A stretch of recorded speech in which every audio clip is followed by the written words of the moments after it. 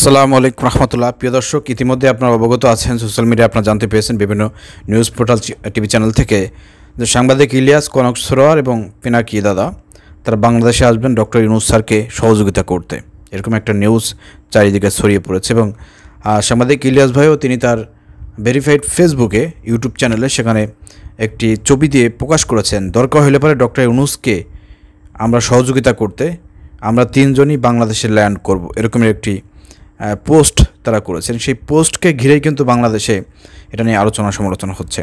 তো আমার কাছে যেটা মনে হচ্ছে, এখানে শুধু বাংলাদেশে আসাটাই কিন্তু মুখ্য বিষয় না, এখানে একটা গোপন রহস্য লুকিয়ে আছে। পোস্টের ভিতরে কিন্তু একটি গোপন রহস্য রয়েছে, একটি গোপন ইচ্ছা রয়েছে, গোপন একটি স্বপ্ন রয়েছে।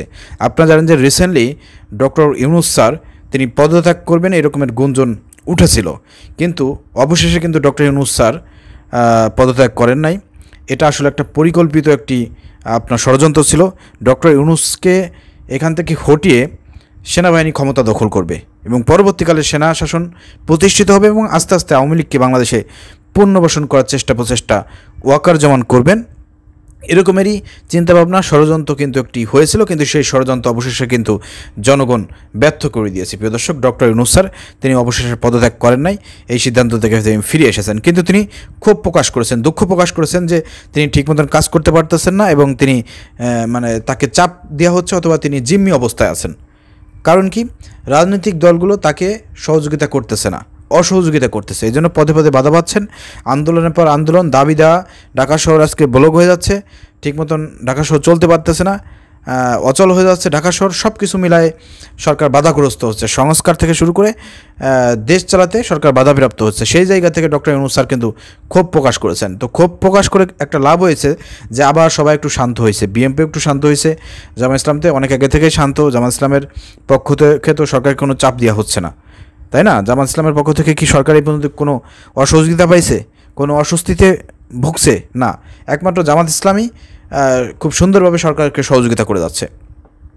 তো সেই জায়গা থেকে এনসিপি থেকে শুরু করে আরও যারা সরকারকে অসহযোগিতা করতেছিল, আন্দোলন সংগ্রামে ব্যস্ত ছিল, তারা কিন্তু সবাই শেষমেশ বুঝতে পেরেছে যে না, পিঠের চামড়া কিন্তু আমাদের একটাও থাকবে না যদি ইউনূস সরকার যদি বাংলাদেশে না থাকে।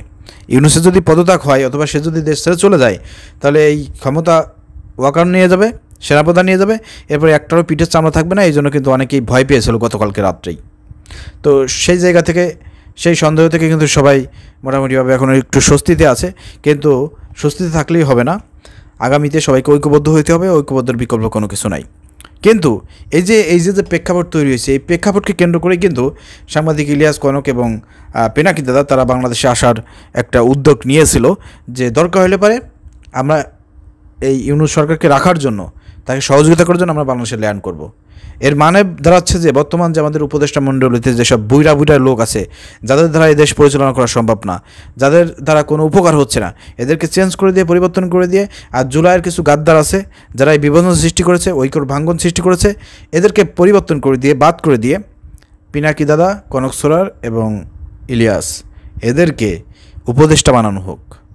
এবং এরা উপদেষ্টা হওয়ার ইচ্ছা পোষণ করেছে, এই জন্যই তারা বলেছে যে আমরা ইউনূসকে আমরা সহযোগিতা করার জন্য দরকার হয় বাংলাদেশে ল্যান্ড করব। বুঝতে পেরেছেন? এটা কিন্তু জাস্ট এমনিতেই তারা পোস্টটা করে নাই।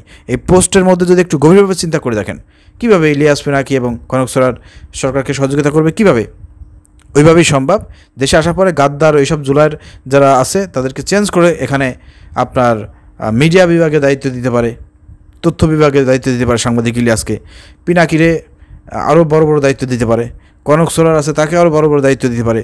তো এরা যদি দায়িত্বে আসে, আমার মনে হয় যে সব সোজা হয়ে যাইতো, সব কিছু পরিবর্তন হতো এবং ভালোই হতো। কিন্তু সেই জায়গা থেকে সরকারের পক্ষ থেকে কিন্তু কোনো উদ্যোগ আমরা দেখি নাই। বুইড়া লোক নিয়ে আজকে উপদেষ্টা মণ্ডলীতে বৈশা পরামর্শ করে দেশ পরিচালনা করতেছে, কিন্তু সর্বশেষ কিন্তু তারা ব্যর্থই হচ্ছে। ঠিক আছে? তো যাই হোক প্রিয় দর্শক, আমার কাছে ওইটাই মনে হয়েছে যে আসলে পিনাকি দাদা এবং ইলিয়াস এবং কনক সরোয়ার তারা ইচ্ছা পোষণ করেছে, দেশে আসলে পরে তাদেরকে দায়িত্ব দিলে পরে তারা দায়িত্ব গ্রহণ করবে, ইউনূসকে সহযোগিতা করবে, এটাই আমার কাছে মনে হয়েছে।